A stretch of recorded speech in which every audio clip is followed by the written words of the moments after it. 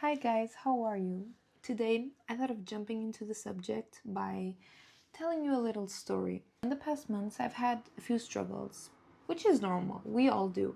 But I'm also not a person who likes to really open up much, especially not with everyone. I have my little 2 to 3 people that I actually don't mind opening up to, but I hung out with an acquaintance some time ago, and it was right in the middle of that time where I was really struggling. And well, with the emotion, with the feelings, with sharing moments, I decided to open up a little bit more. And I think that opening up would first of all make them understand why I would be a little bit off that moment. Not that I didn't want to hang out with them, but that something else in my life was happening. And well, to also feel a little bit better, right? To not have all of that weight in my chest.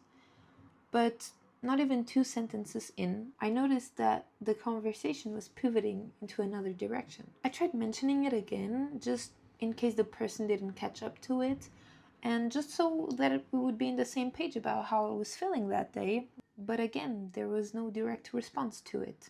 The conversation immediately got redirected to their own lives, to their own problems, but also achievements. And suddenly, I went from the person trying to open up to the person who was listening again.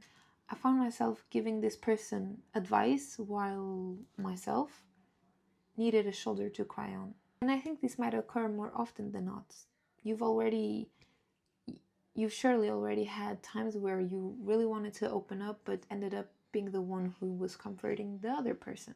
Just a side note, we're not here bashing people who open up about their problems to us. I love to help people, and I feel great when I know that someone actually trusts me enough so that they become vulnerable.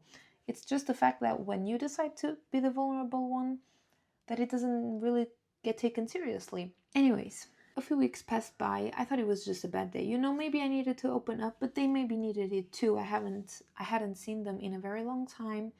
And well, who knew what was going on in their minds? So the next hangout we had, I just decided to open up a little bit more, maybe just some more joyful things, because some people are just not very comfortable listening to negative things. So I just decided to share a few achievements I've had too, but then again, the conversation pivoted to them. Even those achievements were being ignored too. I was feeling invisible, like a figurant, like I was talking to the walls and I was just there to listen and not be listened to. And this started to frustrate me a little bit, because maybe one of my flaws is to think that people all think the way I do. But when I have a friend or someone that I care a little bit for, if I see or notice that they might be struggling, I want to know if they're okay. I want to at least tell them that if they need someone, I would be there, even if I wouldn't be the one they would go to in the first place. I liked to offer my shoulder to cry on. So in my eyes, I thought that people worked that way too. That's why I was starting to become very frustrated, especially with that person themselves. And let's put the negative things aside for a moment. Don't you notice nowadays when we talk to people, when we have conversations, aren't the conversations always about the people themselves? Just try to notice when someone talks to you, what is the majority of the things they're talking about? Themselves. When you talk about something, what is the majority of the things that you're talking about? Just yourself. People need to talk about themselves. It's better than talking about others, of course. But I thought that engaging in a conversation would mean that you would interest yourself in the person that is in front of you. You're asking questions about them. You're both trying to find things you have in common. And yeah, while you start to know people better, you start to ask less questions and you talk a little bit more about you, a little bit more about them. But I don't understand how some people can, for 90% of the time, just be talking about themselves and that the subject is them and their lives. So much that when someone talks about something else, that doesn't even get a response to it. And these conversations just made me ask myself, have we just become less emotionally intelligent? Or is it not that simple? Is there something behind that's even more complex to it? Or are we simply just becoming so much more focused on ourselves that we forgot how to make space for someone else. And it's not by using people as their diaries that you're nourishing a friendship. To make it clear, because I just mentioned emotional intelligence, and maybe it's not that clear for everyone, just imagine the emotional intelligence being a toolbox, okay? And this toolbox includes your emotions, how to regulate them, and how to understand people's emotions. Of course, it goes way deeper than that, but I want to try to narrow it down for the things we actually need in this video. And then we have empathy. Empathy is going to be the biggest tool we're going to use today. And what is empathy? The ability to understand other people's feelings and be able to put ourselves in their shoes and understand their perspective. I also want to give you a few examples of what lack of empathy can look like. But these things don't always mean that it could be lack of empathy, okay? Some of them can be correlated to some type of mental diseases. I'm just telling you that lack of empathy has a few of these traits. So first of all, it can look like constant interruption. It can be that they're invalidating your feelings.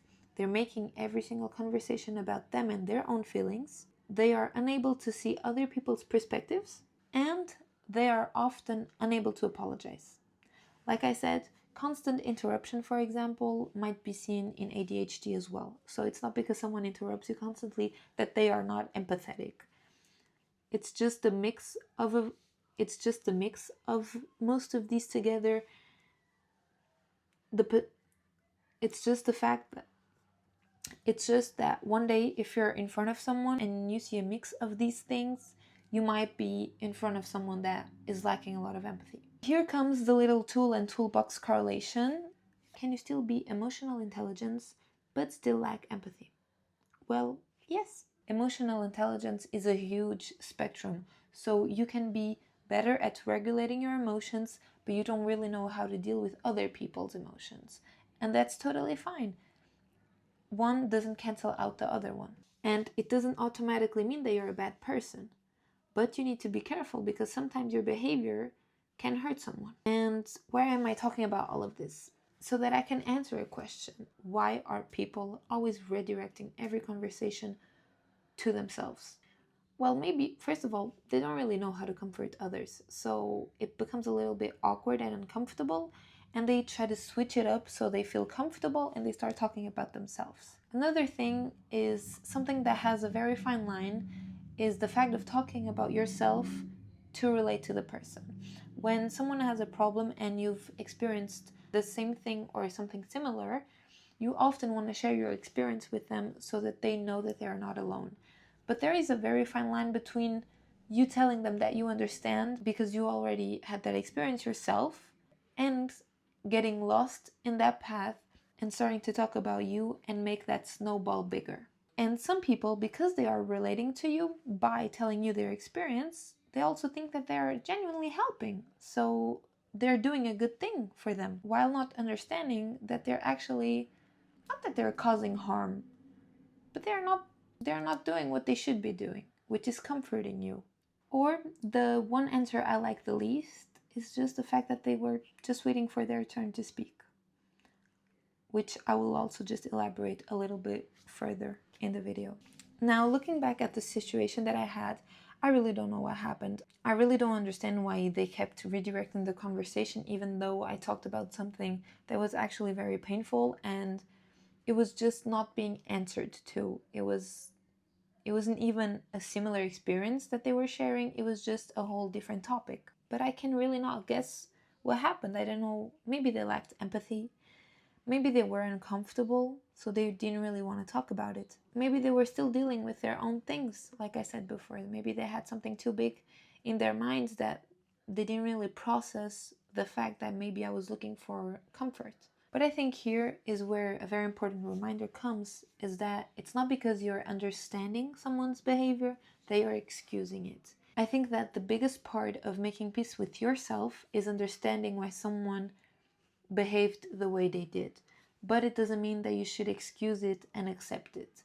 It's just a solution to help with your own frustration. Now, I've mentioned some things that are a little negative and maybe some of you can relate to it and feel bad about it and feel like they are a bad person. But at the end, maybe we can even learn how to be emotional intelligent. It's not a destiny that was written and you have to now blindly follow the fact that you might be emotional and intelligent, because already the fact that you are aware of it makes you want to change it and makes change possible. So, like anything else, if you really put your mind to it, it is very possible that you can learn those new habits. You really just have to try and rewire your brain, which can be tricky but not impossible. And if you really think about it, it's like with any other habit. You just really have to rewire your brain and practice something often enough that it becomes natural. Here, what you could do is try to listen as much as possible without talking. First, it really makes the other person feel heard. And second, it gives you time to think of what to actually say instead of just blasting something out that comes to your mind and might not be what they need to hear. You can try to ask more questions before you give the advice because, first of all, it feels better. It feels like, okay, someone is actually noticing and hearing what I'm saying, and they got really curious about something that I forgot to mention. So they want me to expand my story and give them more details. And the fact that they give you more details, it will also help you structure your advice even better. And as hard as it is, don't try to interrupt with your own story, even if it's the same or similar experience. Nowadays, we see our own story sharing as a way of, hey, look, I relate to you, I know what's going on, you're not alone. And even if it might be innocent and with the right intentions, it can quickly make the other person feel the opposite way that you actually intended to in the first place, because it feels like you're changing the viewpoint from them to you. And it feels very silly that I'm here explaining to you how you could actually make someone feel heard and seen, but this phenomenon happens way more often than it should and than we know. It's just something that's been happening for as long as I can remember, and nobody actually talks about it. Nobody understands that when they talk, some of the people don't even listen to them. People just talk about themselves because they like to talk about themselves, and sometimes they don't even notice that others aren't listening to. That's why people don't take a step back and try to analyze if their things are actually being heard or not. If it's worth it to even talk, to be honest. Because if I'm not being listened to, there's no point in talking, really. I went to do my little research and I found a few reasons why this could be as common as it is nowadays, and I'm going to share them with you. The first thing that I want to share with you that I think it's actually very interesting is social media, because social media actually rewires our brain to react to quick interactions. We love quick interactions. We skip through very long story times and we just swipe all the time without thinking. We actually value quick reactions way more than longer conversations, which can be a cause to why people just answer immediately and the first thing they say is going to be something about themselves. There's also that increased individualism that I mentioned before in our society. Our own needs are put first, and some people just don't really care that much about others anymore. And don't get me wrong, I'm a very big supporter of putting your needs first, because if you're not good, you cannot treat others. And if you're also not good, nobody's going to come to save you. So before you help anyone else, you have to make sure you're good. And it's a funny thing because that's also what airplanes tell you to do when there's an accident. Put your mask first before you help someone else. But there's a big difference between putting your needs first and not caring and not being present for someone when they need us. Another reason for this becoming so common is our need to connect. When we hear someone's struggles, we naturally want to relate to them. It's not necessarily a bad thing because we want to connect with people. But the problem begins when instead of relating, we start to replace, when their story becomes an opportunity to tell ours. And after talking about all of this, there's one hard realization, and it's a question that you have to ask yourself. Have I ever been that person? Have I ever invalidated someone else's feelings so that I could put mine in the pedestal? It was a very uncomfortable, but I fear necessary realization, because I do try my best, but I still remember situations where I did this. I tried to relate to someone, I tried to help, and I ended up talking about me instead. Sometimes I wasn't emotionally available, and it's hard to understand that you have flaws or that you're not the best you could be, but it's a very necessary realization so that you are aware of where you need to put a little bit more attention to be better. And to conclude this episode, I wanted to share a quote with you that stuck with me for a very long time. It goes, "Sometimes people aren't listening to you, they're simply waiting on their turn to speak."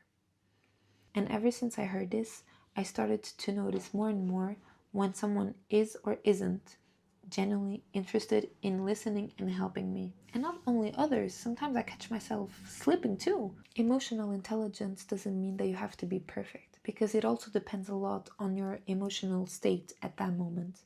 But as long as you can make people around you feel seen, heard, understood, and respected, you're already making a difference in someone's lives, because they will feel better. And sometimes, even if we're not in our capacities to help, the most emotional intelligent thing you could do is just make the person feel like they matter, make them feel heard. It's not always about knowing what to say and when to say it, but when you don't, it's about making space for that person to feel seen, heard, and understood.